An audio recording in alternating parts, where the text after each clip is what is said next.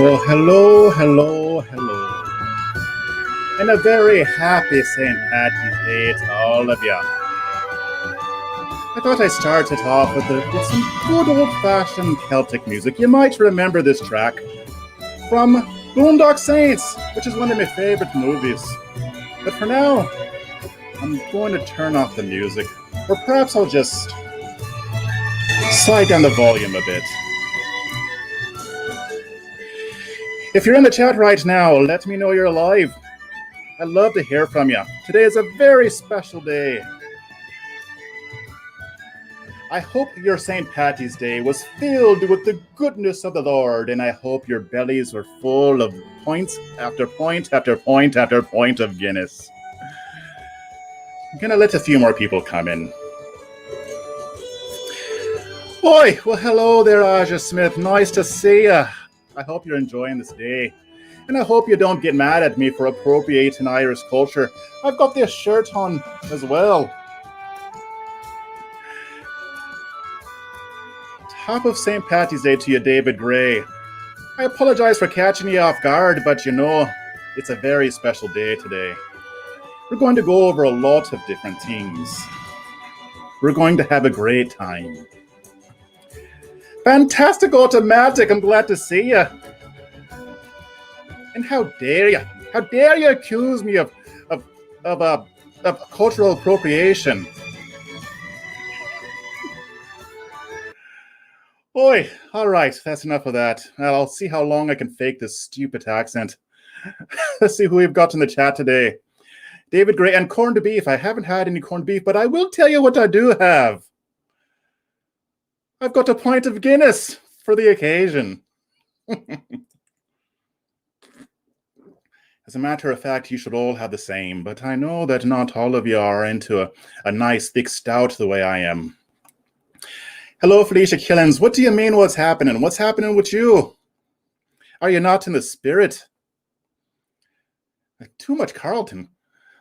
Asaph King. Carlton cannot fake an Irish accent to save his life. Olivia Rondeau, it's about time you watched me live. I'm glad to see us, sis. What do you mean stop? You love it. You love every little bit of it.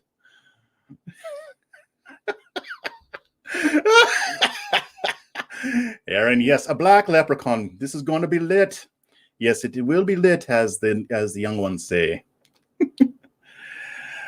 All right, so I can drop this accent for a bit. What's up, Kyle? How you doing? Glad to see you. Glad to see you. Drinking Jameson. All right, I guess that works. But yeah, today's a cool day. We're going to talk about some cool stuff. Some stuff that I would normally talk about, some stuff that I mostly wouldn't talk about normally, but figured it'd be a little bit of fun. A lot of fun stuff has happened on social media over the past few days.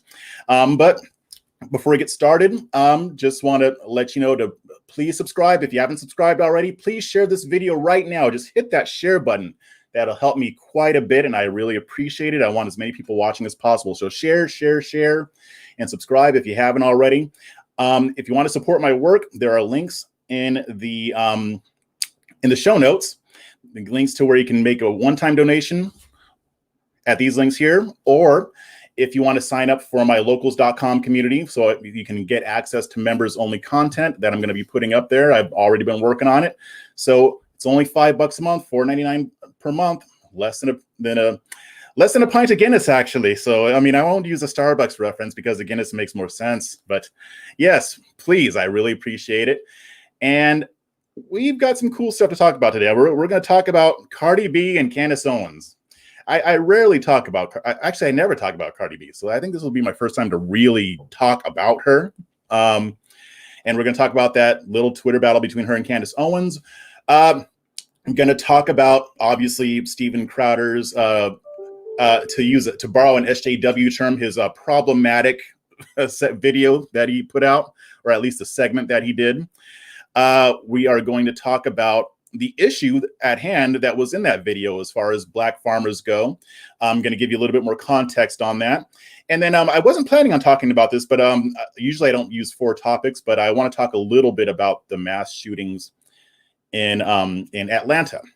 So I'm going to try to pack a lot into a brief episode, or not a brief episode, but as long as normal. But I also have an announcement.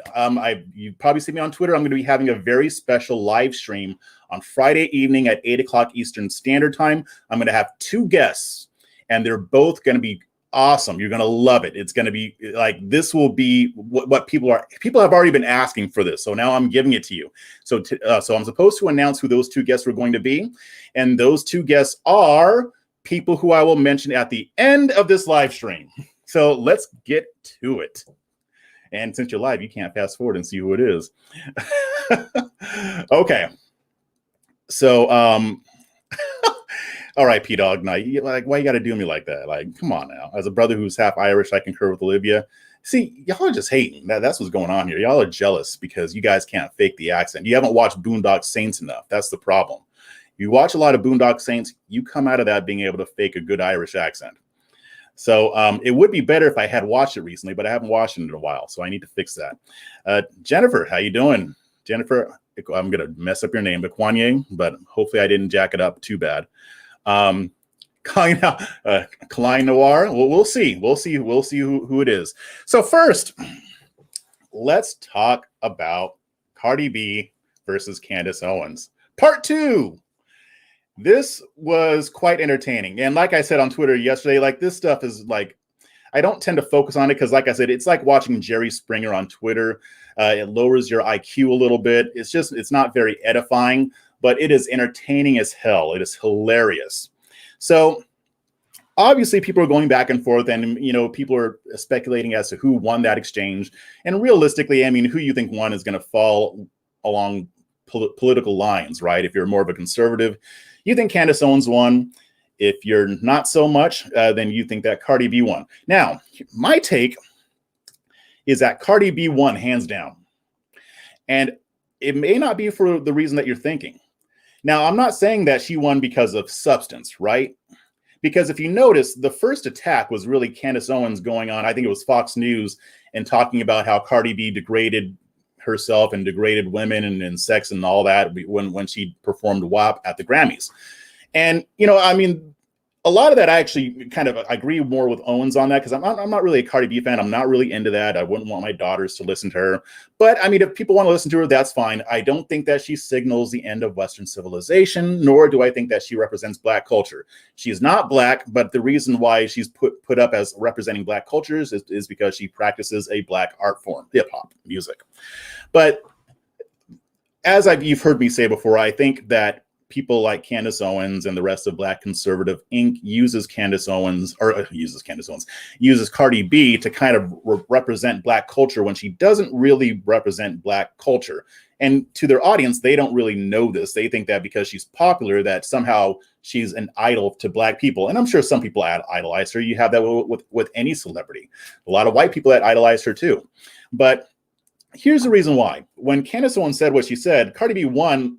Cardi B responded by saying, "Yay, we made it on Fox News. We got publicity. Yeah." And then she went at Candace Owens, and then they started going back and forth. Candace Owens responded basically by saying that Cardi B was basically a degenerate and that she's bad for the culture, yada, yada, yada. But here's the thing. Cardi B never took anything that Owens said seriously, right? She wasn't trying to debate her on that issue. She obviously is secure in who she is. I mean, she doesn't feel like she's bad for the culture. She feels like she's sexually empowered, and she teaches women to be sexually empowered. So they were never really arguing on that level. They weren't arguing as to whether or not her music was bad for the culture or good for the culture. That was Owens' argument. Cardi B didn't even care. She never even took any of this seriously. All she did was make these really, and I hate to say it, I hate to laugh at it, because I mean, these attacks were hilarious. They were funny. Like, Candace was trying to be more biting, because that's really all she knows how to do, but she doesn't know how to be funny. She doesn't know how to be witty or clever. She's just more harsh and abrasive. That's her thing. Nothing wrong with it. There are a lot of pundits like that on the right and the left, but that's her thing. Cardi B was just having fun, and you could tell that she was having fun. And here's why I think she won. Because at the end of the day, Cardi B, brought up that stuff with her brother, which I'll talk about in a second, but she never took it seriously, and she didn't get mad. Cardi B was not angry. So I'm going to use a principle that comes from a part of Black culture that has kind of been lost, but it's still there. If you're familiar with the Dirty Dozens, anybody remember the Dirty Dozens? Or for short, it's just dozens. You're playing the dozens. For those who don't know, the dozens are basically your mama jokes. Like when I was a kid, we used to call it bagging on each other. Like when I was a kid, people weren't really using the term dozens anymore, at least not in California. It's old school. Yes, fantastic automatic. It's old school. So the dozens is your mama's so fat, her blood type is ragu. Your mom is so stupid, she needed a recipe on how to make ice cubes. Your mom is so ugly, she walked into a haunted house and came out with a job application. That's the dozens. Now, what people don't know is that back in neighborhoods like, say, in Brooklyn or in Harlem, Black kids would, instead of fighting with their fists, they would fight with their words, right? They would insult each other. They would insult their clothes. They would insult their family, friends, relatives. I mean, there wasn't a whole lot that was out of bounds. So the way you know when somebody loses is either when they can't really come up with something to come back at you with, or if they get angry, if they start yelling at you, if they start trying to fight you, they lost that match. So what happened in this exchange, if I'm going to apply that principle? Well, Candace threatened to sue her for defamation. She couldn't even hang with she couldn't hang with what Cardi B was doing. And after a while, she just realized, okay, we're not really going to be debating on the issue here because Cardi B has no interest in that. And, whatever, more power to her. She doesn't have to debate on that issue. If she were to debate Candace Owens on an actual political topic, she would lose. I mean, and we've seen that. I mean, when they first went back and forth, she didn't really have much of an answer because that's not her lane. So instead, she dragged Candace into her lane, which is, I'm going to snap on you. I don't care about what you have to say about, I don't care what you think of my performance. I'm just gonna drag you. I'm gonna clown you to the end of the earth. And Candace Owens got mad and she threatened to sue. She said, I talked to my family. We're going to sue you for defamation, which, by the way, Candace Owens is not going to sue her for defamation. Any lawyer worth his or her salt would advise her not to file a lawsuit because she doesn't have a case. Defamation is very, very, very, very, very, very, very, very, very, very hard to prove. I know this because I've written articles on defamation. I'm also a journalist, so I have to know about these laws. Like there's so much that you have to prove, and you have to have solid proof. Not only that Cardi B knew that what she was saying about Candace's brother was a lie, but that it actually caused damage to her reputation that resulted in some type of tort. Well, tort means some type of damage, some type of pain. You lost money because of it. You lost business. She ain't gonna be able to prove that. And as for the whole, her husband messing around with her brother thing, I don't buy it. Didn't happen. Now, some people are saying that she did tweet that and that it's not Photoshop because they saw it that day and it was trending. I don't know if she tweeted that or not. And even if she did tweet it, I don't think it was serious. There is absolutely no evidence that Candace Owens' husband was sleeping with her brother. So I'm not even going to go with that. But at the end of the day, Candace got triggered, and getting triggered means you lose in the game that Cardi B was playing. Now, one of the reasons why I know Cardi B wasn't taking her seriously, not just because of what she was saying, but Cardi B knows that what Candace Owens was doing. She lashed out on her on that TV program because she knows that she has a show coming up. The debut of her show is coming up, I think either today or tomorrow, or maybe on Friday, something like that. It's coming up this week. So she needed some publicity. And like I said on Twitter, Cardi B is the best thing to happen to Candace Owens since Kanye West. Speaking of Kanye West, this is how I know that Candace Owens doesn't care about having degenerate lyrics or having suggestive dances. Because remember, I think it was in 2018 when Kanye West said, I love the way Candace Owens thinks. And the thirst was palpable, right? She glommed right onto him. She said, I'm a huge fan. And she listened to all his music. I believe her. She probably did. I don't think she was making that up just for clout or anything like that. I'm sure she listened to it. But if she really cares about these things, you don't want to be associated with Kanye West. Now, there are kids in the room. Don't let him hear this because I'm about to read off some of his lyrics. Not a whole lot because, I don't want to get in trouble or whatever and whatever. But Kanye West has got some, let's say, problematic lyrics. Let's see here. All right. No kids. All right. This is from New Slaves. Fuck you in your Hampton house. I'll funk your Hampton spouse. Came on her Hampton blouse and in her Hampton mouth. Yeah. Gave her a handshake only for my man's sake. She in her birthday suit because of the damn cake. Now there's crumbs all over the damn place, and now she want me to come all over her damn face. Okay, so I'm just gonna stop there. I'm not gonna keep going because, you know, whatever. If she listened to all of his music, she knows that he has said stuff like that. That's only just a little bit. He has said a lot of nasty stuff.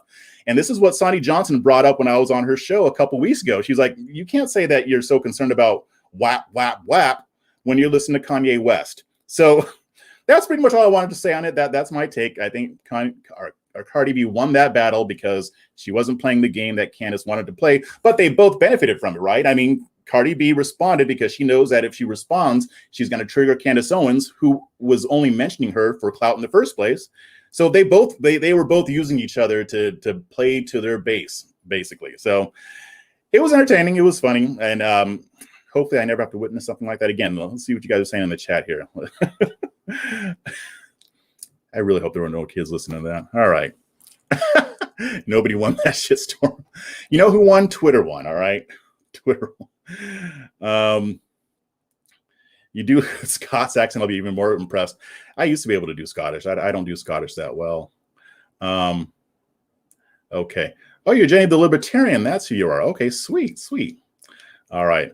I love Cardi B. I'm guilty. That's fine. That's the thing. I don't care what people listen to. I mean, that's the thing about this whole issue. Like, you don't want to hear what she has to say. Don't listen to her. Change the channel. Better yet, I mean, don't put her on your Spotify list. I mean, who cares? Maybe see. Okay, now sis, you know you ain't right. You know you ain't right. That is not cool. And I'm going to tell you said that. She has me blocked, but I'm going to find a way to tell her. That's a good point. She shouldn't have criticized the pop performer. She should have criticized the people who put her on stage. And she kind of did during that exchange. I mean, she did kind of reference, oh, you know, who's the one that, you know, makes your music popular. Let's see. Cardi's WAP is America first, while Candace exported hers to the British. Oh, that's so wrong. Let's see. Candace argues like a white woman. Actually, I don't agree. I think she argues better than a white woman. I think she does. She's better at it. She's better at being catty and abrasive. Hey, I'm not that old, all right? And the fact that you know what it is shows that you're old too, all right? I did not read those mama jokes from the screen. Those have been some of my favorites since I was a kid. Yeah, Cardi B said she was Candace's mother. Yeah, that was a Darth Vader moment. And you know what? Cardi B was absolutely right. I mean, Candace was using her to become relevant. She wasn't trending before that Twitter battle. She knows how to play the game. It's Grifton season. Okay. That's the worst fight to have with a person who doesn't give a shit. Super frustrating to boot. It's even worse when when it takes you a while to realize that the person that you're trying to battle with doesn't care about what about the topic at hand. Let's see. It's silly for Candace to engage with Cardi. If you fight with clowns, you get paint on yourself. I mean, she already has some paint on, but I mean, that wasn't Cardi's fault. But yeah, you're right. I mean, it is kind of goofy. All right. Next, for the next thing, what you guys probably tuned in for. Steven Crowder.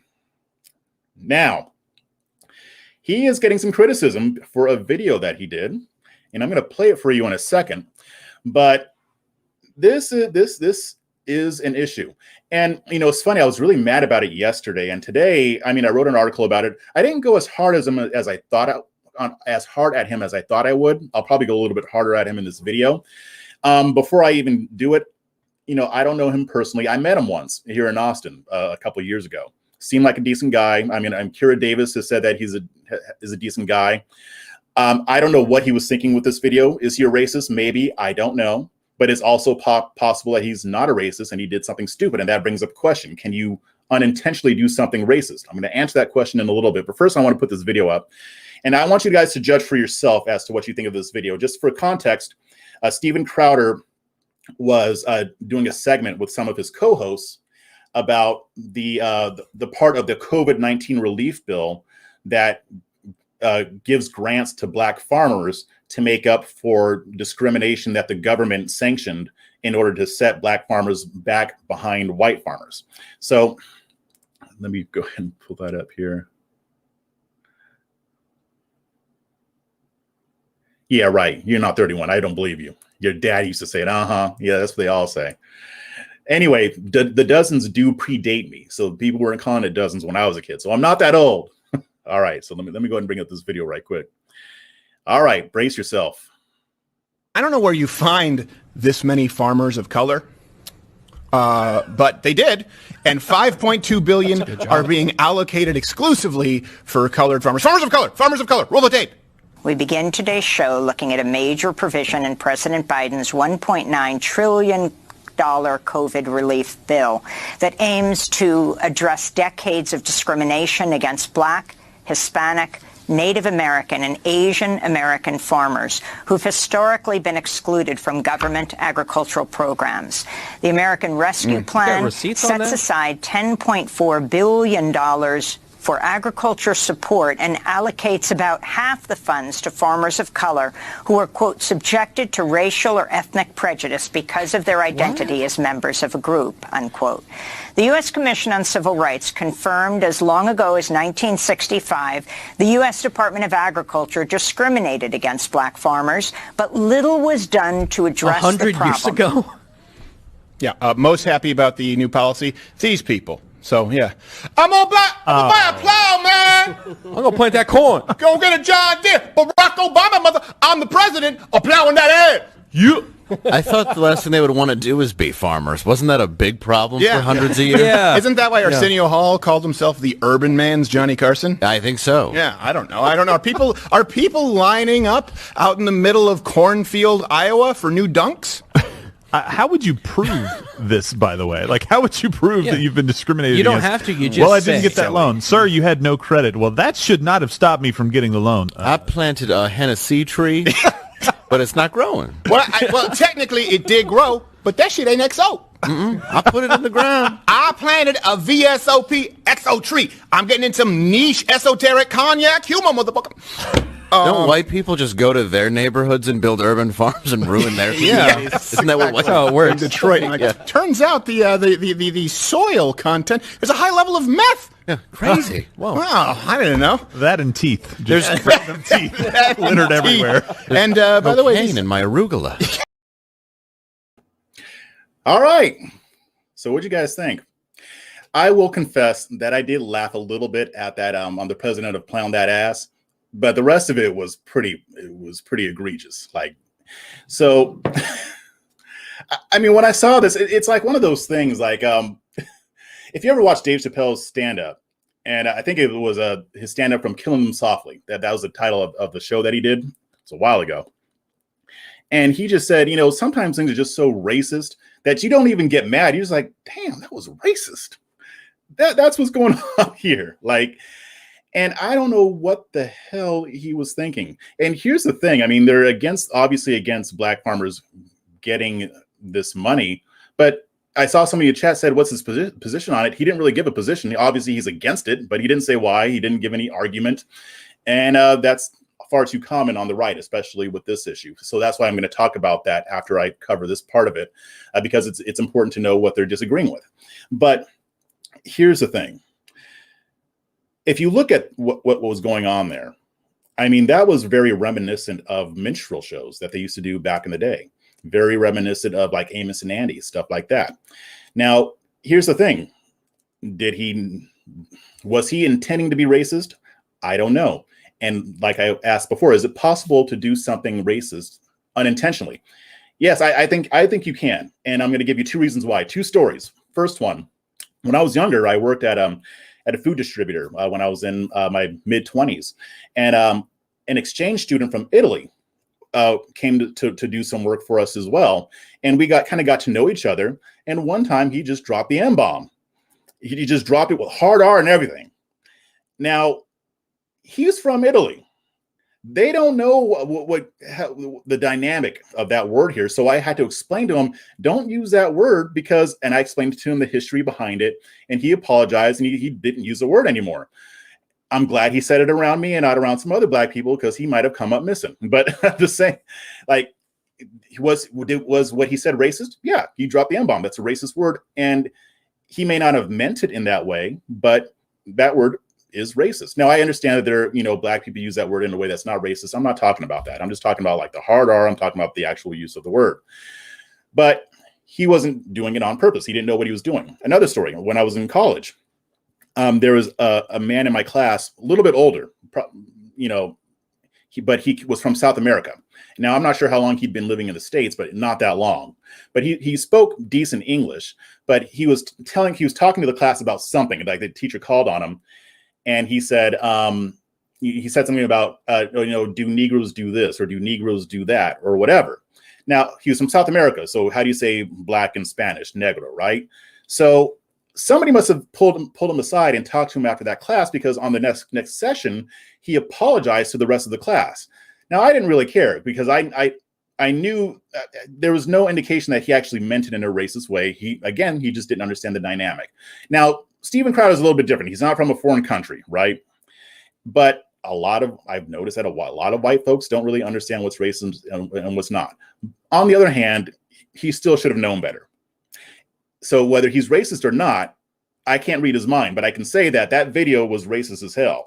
And it's very interesting that he doesn't have people around him to kind of warn him about that stuff. Or maybe he just doesn't care because he knows his audience wants to hear that stuff, or is at least okay with having that red meat thrown. Kira Davis got in a lot of trouble on Twitter, and she wasn't having it either. She was like, I'm not here to tap dance for you. But she said, if he had some actual black people around him who were actually willing to tell him and advise him, he may not have made that mistake.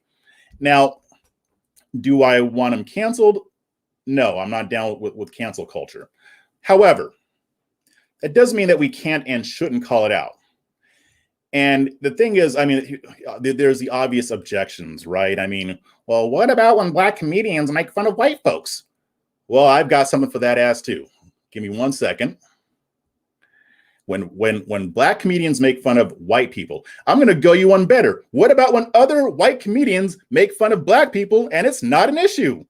Check this out. First, I'm going to share. Let's get the thing off of there. You guys are going to love this, all right?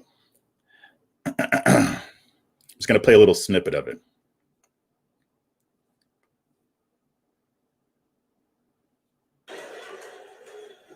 But after 10 years of living in Wait, the hold on a city, second. I narrow it down. What? I don't think I'm sharing the audio on that. One more time. All right, there we go. The black dudes scared now. Black dudes with dirty sneakers scared. But after 10 years of living in the city, this is how I narrow it down. Whether the black dudes scared now. Black dudes with dirty sneakers scare the fucking shit out of me. No! I figured out in my head, because I know from hanging out with them, that's the last shit that they're gonna let go, the immediate shit that they have on. So I think, if his sneakers are fucked up, that means his life is fucked up. Every time he leaves his building, the whole neighborhood, oh shit! Everyone starts making fun of him. He's on the train in a bad mood. I kind of have this howdy-doody, kind of mug me kind of face. I'm not saying something's gonna happen, I'm just saying, I'm paying attention. So I've been seeing this girl recently. So, yeah, Bill Burr makes fun of white people all the time, or he makes fun of black people all the time. And if you heard of a comedian named Gary Owen, another white guy, makes fun of black people all the time. Makes fun of everybody. They both make fun of everybody, but they are not afraid to make fun of black people as white comedians. Now, anybody who understands humor, which some people don't, I get it, but anybody who understands humor, who understands stand-up, and is being intellectually honest, can see the difference between Bill Burr and Steven Crowder. Bill Burr was just pointing out certain cultural differences. Like he's poking fun at black people, but in more of like a good-natured ribbing kind of way. He's not mocking them so that we laugh at black people. Specifically, we're laughing at the situation that he felt like he was in. And you see this in when Dave Chappelle makes fun of white people. He's not being malicious when he's making fun of white people. He's not trying to make white people seem like they're less. again, what Crowder was doing is the same type of humor that they used in minstrel shows. And those shows were specifically designed to promote a certain narrative about Black people. Now, again, whether Crowder did this on purpose or not is irrelevant. What I really want to focus on here is how we should respond. Now, obviously, every one of you knows that one of my main issues is making the right, making the conservative movement, making the Republican Party into a political movement that could appeal to Black Americans and other minorities, right? That is one of my primary priorities. Stuff like this obviously makes it hard because, I can't go to a Black person and say, hey, come on over, the water's fine. Come on over to the conservative movement. And then they see that video from somebody like Steven Crowder and he's like, you guys hold this guy up. I mean, this is who you guys put forward. Did anybody even say anything about it? This is just one example. Obviously, this alone isn't what I'm talking about, but it's stuff like this that happens on the right that makes me say things like hashtag stop this stupid. This is the kind of thing that I'm talking about. But it's not so, but the issue isn't Crowder's video itself. The issue is how we respond to it. And that's really what I wanted to look at. Because if we say nothing about it, or if we just defend it, that's actually the problem. Because people on the left say racist stuff too. And I know a lot of people think that, the left won't police their own. It's funny. They'll say, oh, well, the left will always gives each other free passes. But then in the next sentence, they'll say, oh, it's so good to see the left eat their own. Well, which is it? The left will eat their own when it's beneficial to them. Like they won't come down on Joe Biden for saying that you're not Black if you don't vote for him. But they would come down on, say, Cenk Uygur. If this has been Cenk Uygur or something like Vosh or Destiny, then yeah, they would get slammed for it. And honestly, if Cenk Uygur or Vosh or Destiny had said something like what Crowder said, everybody on the right would have been up in arms. We would have been calling them racist. We would have been criticizing them, and rightly so. But we need to be willing to do it on our side without promoting cancel culture. So we can criticize Steven Crowder for his video. Now, I don't know if he's addressed it. I doubt he'll apologize for it because, that's just not the world we live in anymore for the most part. But it's okay to criticize him. I've seen some other conservatives criticizing him too. I saw Carmine Sabia. He posted a tweet about it. And that's what people want to see. They want to see that if something like that does come up on our side, that we are willing to criticize it. It doesn't mean that we have to be all butthurt about it. It doesn't mean that we have to act like, the Klan's around the corner and that, neo-Nazis are going to have this big uprising because of Steven Crowder's video. We don't need to exaggerate the problem. That's the problem. And then that's the issue with the right. The left exaggerates the impact of racism while the right minimizes it almost completely. So I'm just curious. I want to see what you guys think. I think I already know, but I just want to see. Yeah.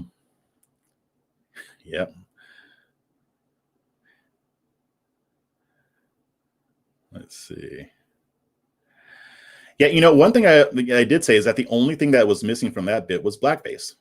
That's it. Crowder is extremely ignorant on Black culture. Yeah, he is. Yeah. But most white conservative pundits are. And I'm not saying that as an insult. Just a lot of them just generally don't know much about Black people. You don't know what you don't know, right? The ones that are willing to learn, the ones who are at least open to hearing something different, people like Jesse Kelly, I've been on his show and I've showed him some things that he didn't know and he was open to it. Let's see. What else we got here? That was uncalled for. Yeah, it was.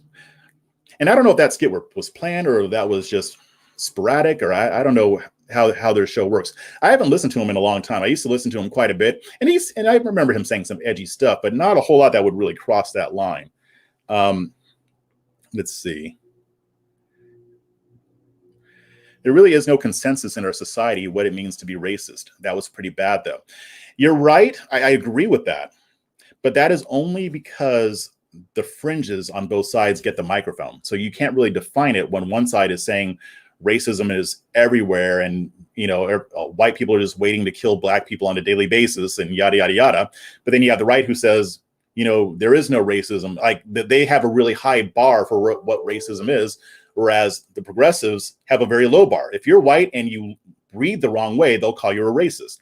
But the right puts so many different factors in play to define what somebody's a racist that they won't say that something is racist unless you are literally wearing a Klan hood or have a neo-Nazi tattoo. Then they might be willing to say, okay, that's racist.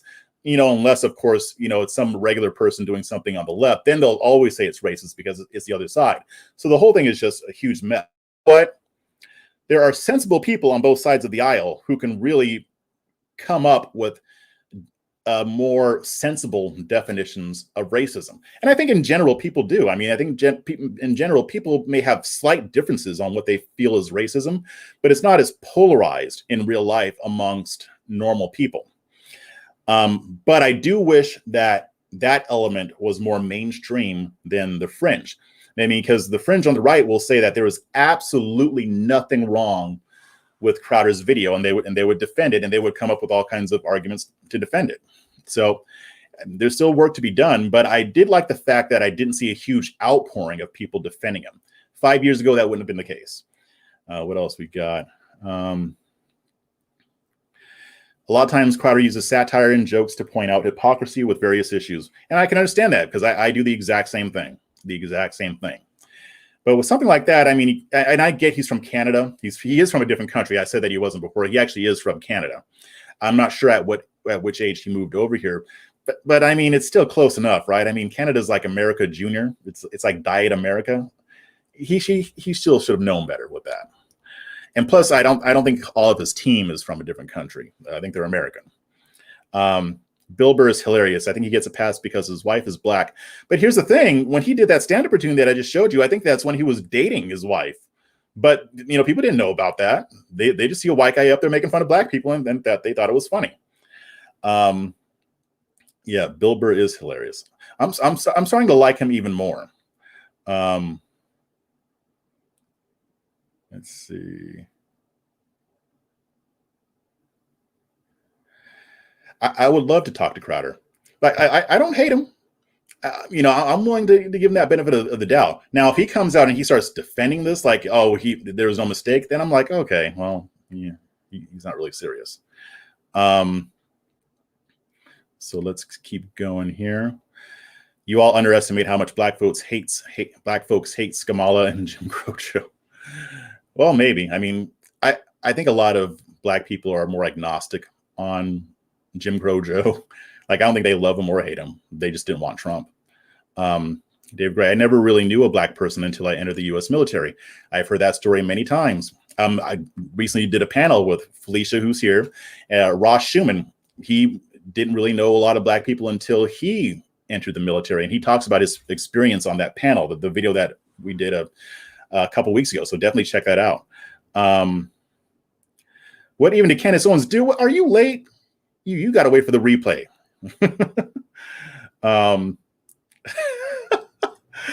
You messed up when Carmine Sabia's not on your side. Carmine is not as bad as some of the others. I mean, he is more open than he may seem. Yeah, the Hodge twins defended, of course, and I called it, and Felicia will tell you I called it. The Hodge twins are going to defend him. They've been on Crowder's show a billion times, and they don't really care about stuff like this. So, I mean, they just want to entertain. You guys heard what happened last night, though. Crazy. If you're talking about the shootings in Atlanta, yes, and I'm going to be talking about that in just a little bit. So let's go ahead and move on. I want to talk a little bit about the black farmer issue and why they put that provision in the COVID relief bill, which, by the way, I don't agree with. I think that should have been separate legislation. They put a lot of pork in there that was unnecessary. But, I mean, it's there. So let's talk about it. Now, you'll see a lot of conservatives in conservative media complaining about this. But the reason I want to talk about it is because if you are going to disagree with it, which that's your right, you should at least know what it is you're disagreeing with. I mean, like I always say, I prefer truth over narrative. So I want you guys to have the full truth as to why this provision was included. And again, you may disagree with me. You maybe think the number should be lower. Maybe you think it shouldn't be any money. Maybe you think it should be higher. But it's important that you actually understand the historical context of this. So the idea that what's going on is Black farmers historically have been put in a really bad position by the government. Yes, there were outside forces other than the government, but they were either government sanctioned or the government was directly involved in using certain policies to make sure that Black farmers were not able to achieve the same level of prosperity as white farmers. It's a fact that it happened. It was a thing. I'm going to go to an article here. If it'll let me. There we go. So I'm going to bring up this article really quick. Yeah, there it is.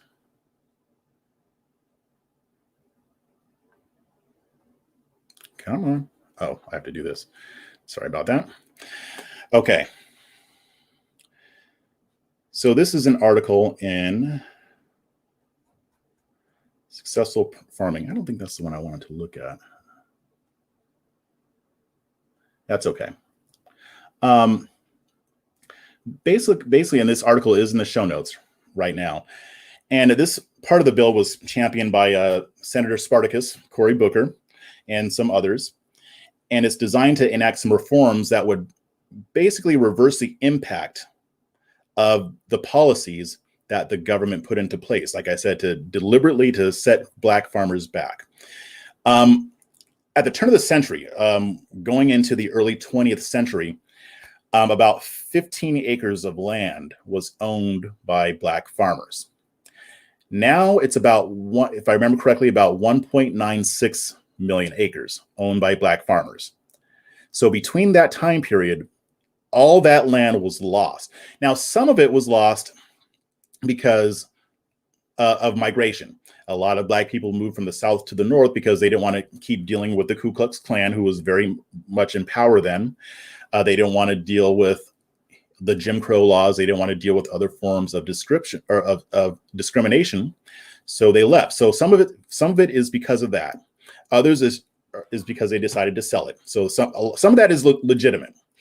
But when you do some digging, when you read about this like I did, you will see that a lot of that land was stolen using various means. In some cases, members of the Ku Klux Klan or other racist groups or just racist white people in general kicked Black people off of their land, and Black people weren't able to have any kind of recourse, and they weren't allowed to retaliate because the government would side with the white person. And in a lot of cases, the government either allowed it or they actively participated in it. Like government officials, like police, would help white people steal land from Black farmers. This went on for years and years and years. And by the way, this isn't the type of thing where they're giving money for something that happened 100 years ago. They're giving money for something that happened starting 100 years, almost 100 years ago. It's actually more like 80 years, I believe. But this was going on even up until the 80s. So over time, they stopped using violence and they started using the legal system. They used things like a legal loophole called partitioning. They used taxes, like they would jack people's tax rates up. And if Black farmers couldn't pay those taxes, the government could seize their land and auction it off to white people. And by the way, some of those laws are still on the books, and that is still happening to some Black farmers. When it comes to partitioning, and I'm not going to go into like the nitty gritty and the nuts and bolts, but through partitioning, they could essentially, like, for instance, one of the issues was that if you were a slave and you got some land after the Civil War and after slavery was abolished, that land would pass down to your children, right?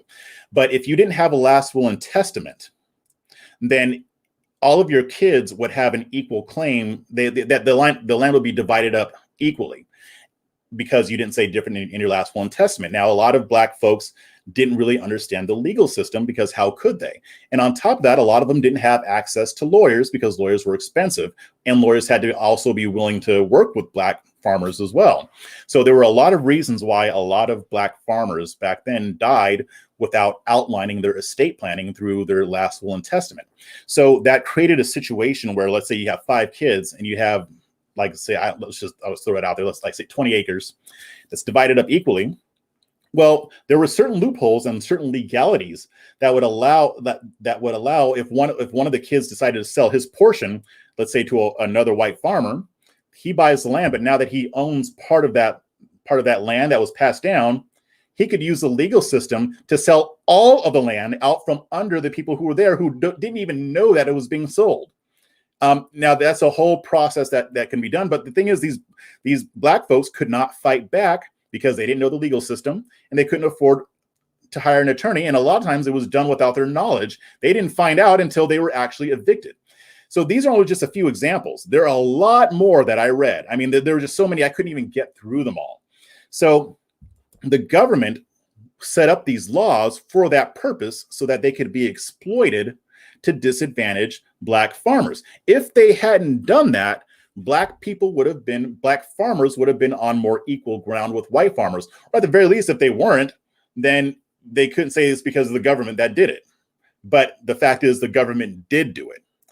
So the reason why these payments exist is so that the government can make recompense for what it did. A lot of this was done by the United States Department of Agriculture, who admitted to doing it. There was a lawsuit, and I can't remember the name of the person who filed the lawsuit. It just slips my mind. But I think it was filed in like the 70s or 80s. And the USDA went through the records. And they said, yeah, we did this. We deliberately discriminated against black farmers to set them back and so that they wouldn't be able to prosper as well as white farmers, so that they would have to live in poverty. That's why that money is being given to black farmers. It's not just because people are woke. It's not just because, it just sounds like it might be fun to give money to black people. Fox News did a report on it, and they talked to farmers who were against it, but they didn't include anything that I just said in here in that article. They didn't give a reason why black farmers are getting that money and getting that land. They didn't explain any of it. So remember, I always tell you, the media doesn't normally lie by commission. They don't make up facts. They leave facts out that would be important for you to understand the fullness of the story. Now, you can know all that and still be against it, but at least you're not ignorant. At least you're not ignorant. The government legitimately did something wrong based on race. That is why this program is to rectify what happened. So people are focusing on the fact that the money is given to black farmers based on race. No, the reality is to rectify a policy that the government put into place that was based on race and nothing else. So even in that video, they were saying, your credit's bad, so you can't get a farm or whatever. No, that's not the issue. That's not what they're talking about. That's not why 90% of land that black people owned at the turn of the century has gone down to like 3 or 4 or 5%. It's not because people just didn't have good credit. I mean, that's what happens when you don't read. That's what happens when you don't do your research. That's what happens when you know you don't need to do your research, because you're going to tell your audience what they want to hear anyway. That's the same reason why Fox News didn't include that information. So I want to let you guys know about that. There's a lot more to this, and I'll probably talk more about this, but I at least wanted to give you kind of a bird's eye or thumbnail sketch of why that provision exists. That's it. Pigford versus Glickman. It was in 1999. That was a lawsuit where the USDA admitted that it discriminated on the basis of race. So here's my thing. I mean, you say, well, you shouldn't give black farmers that money because that's discriminating on race. So was it okay for the government to discriminate based on race back then? Aren't we supposed to be against government tyranny? I mean, if the government does something deliberately wrong and is being done to a white person, that white person should get compensated for what happened. And again, this isn't just something that just happened 150 years ago. This was still going on up until the 80s and even beyond that. So I think it makes sense for them to be given something. And that being said, I don't even know if that money is even going to make it to them, because you know how these things work, right? I mean, but still, the argument has merit. Again, you can still disagree with it, but the argument has merit. This isn't just giving black people money willy-nilly just because. Let's see what you guys got to say here. Y'all are still talking about Crowder. Yeah, that's what I'm afraid of. According to my sources, the action in the bill barely scratches the surface in bid to remedy the damage done to black farmers. I think Sunny was talking about that too on Twitter. I think she's going to talk about it on Sunny's Corner this weekend, so I'll be glad to listen to that. Let's see. Were blacks eligible for the many land runs that occurred in the Midwest? Much of the land was owned by natives. I'm not sure, but that does remind me of another issue too. As far as loans go, as far as funding and capital, the government would give that to white farmers. They wouldn't give it to black farmers. So how could that not give white farmers an unfair head start? That's not free market. That is the government choosing winners and losers. So yeah, I mean, it's like with the GI Bill. Black people weren't able to get it. Only white people were, so they were able to invest that in their generational wealth. Many people don't know the history and its importance. And unfortunately, I mean, as much as conservatives say that they value history, they really don't. I mean, now I think most just don't know what they don't know. But that's where your punditry class comes in. That's what people like us are supposed to do. We're supposed to give you the facts, and then you make up your mind. We're not supposed to just give you two facts that jibe with what we want you to think and leave out the three facts that might not jibe with it. Let's see. That's barely compensation for all the damage, though, right? Yeah, I don't think it is enough compensation for it. But again, when it comes to the numbers, I'm not really all that good with it. But I'm not necessarily against something being done to reverse that trend. That again was done by government. These weren't private citizens doing this. A lot of it was, but even so, the government sanctioned that. Let's see. All right. So last thing I want to address is what happened in Atlanta. I wrote an article about this. And most of you probably already know what happened, but I'm just going to, go over it really quick anyway. So a man basically went on a shooting spree. It was a spree killing.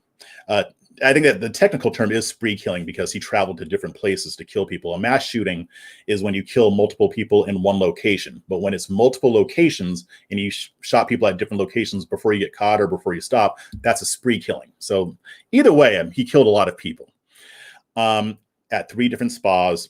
2 were white, 6 were Asian women.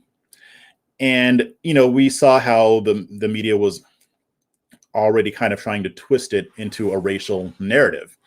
Now, some of that I understand, and I kind of ease up just a little bit on the media because there has been a rash of Asian Americans getting assaulted, and most of them have been assaulted by black people. There's a whole history there. That's a whole nuanced topic. It's not as simple as just black people running around beating up Asians, although nothing justifies what they did, and I hope they get punished and thrown in jail.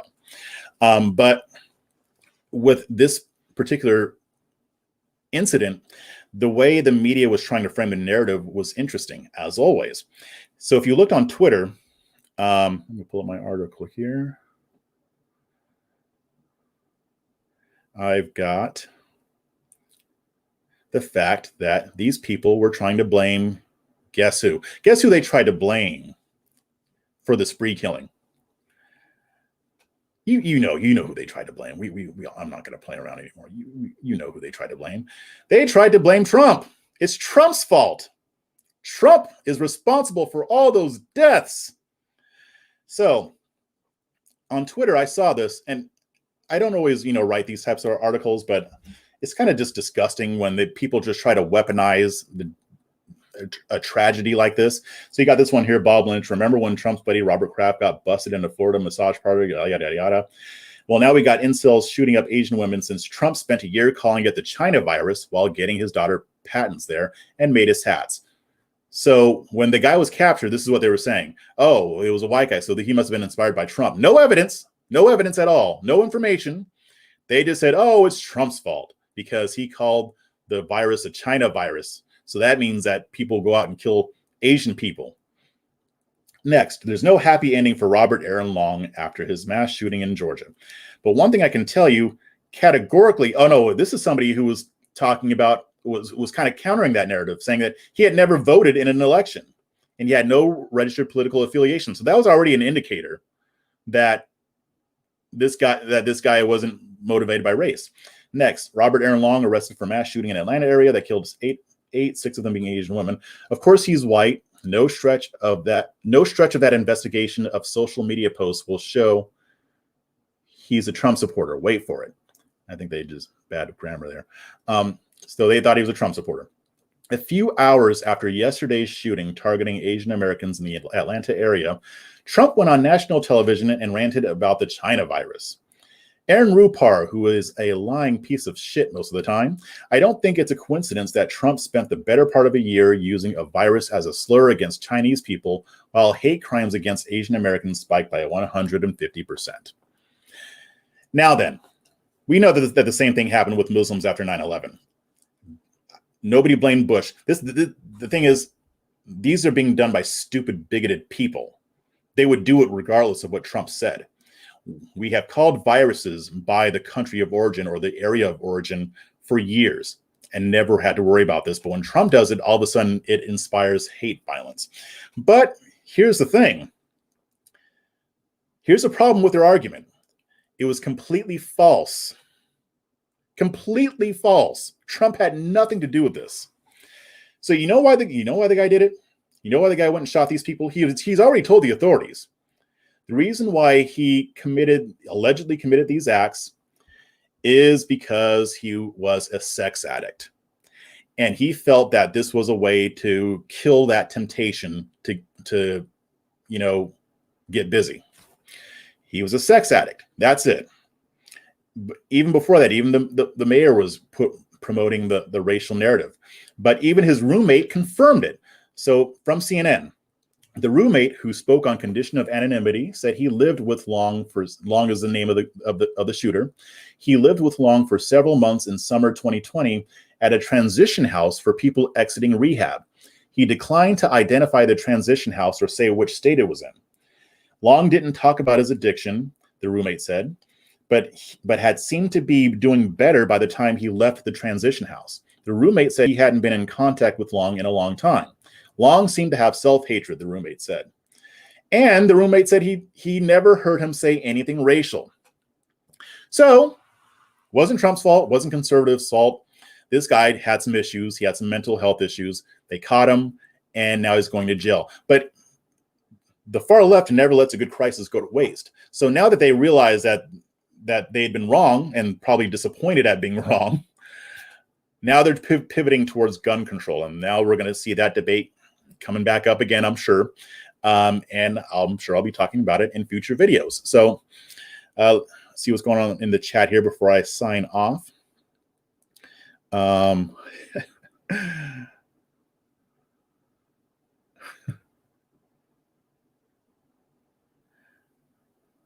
Yeah, I'll have to go back and watch the beginning about the Crowder thing. As a Crowder fan, I'm curious about the bit and what went on. Well, knock yourself out. I'll be curious as to what you think of it. Let's see. Trump is to blame for everything. Yes, he is. I mean, it's mainly because people are lazy. The media is lazy. The Democrats are lazy. Republicans are lazy too, but Republicans don't blame Trump for everything. They just blame something else instead of having to actually think about what's going on here. I mean, really, this is going to spark a conversation about gun control, but again, it also needs to spark another conversation on mental illness as well, because that obviously played a part here based on what the shooter said. Favorite boogeyman, Trump and white supremacy. Yeah, some of these people, before they go to bed every night, they check under their beds to make sure that Trump isn't there to get them. Let's see. It's always the blue check saying that bullshit. Yeah, that's true. As Tariq Nasheed said, blacks had the spotlight in 2020 and 2021 is for the Asians. You know, I hate to say it, he might be right about that. Let's see what else we got here. These evil effers keep giving jet fuel to the folk who want to push tyrannical policies. Yeah, that's true, especially since we tend to be distracted by this stuff. And while we're distracted, they start pushing through stuff that we don't like. Let's see.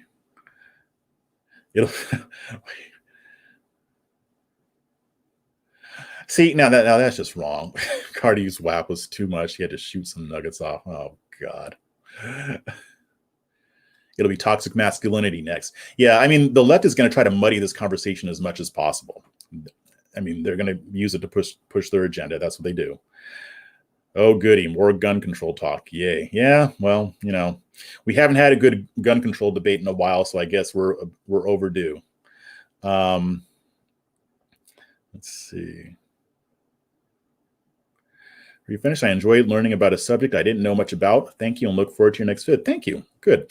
I'll talk about silly stuff, you know, culture stuff or whatever, but I do like to try to teach people things that they don't already know, because it helps me learn it helps me to learn too.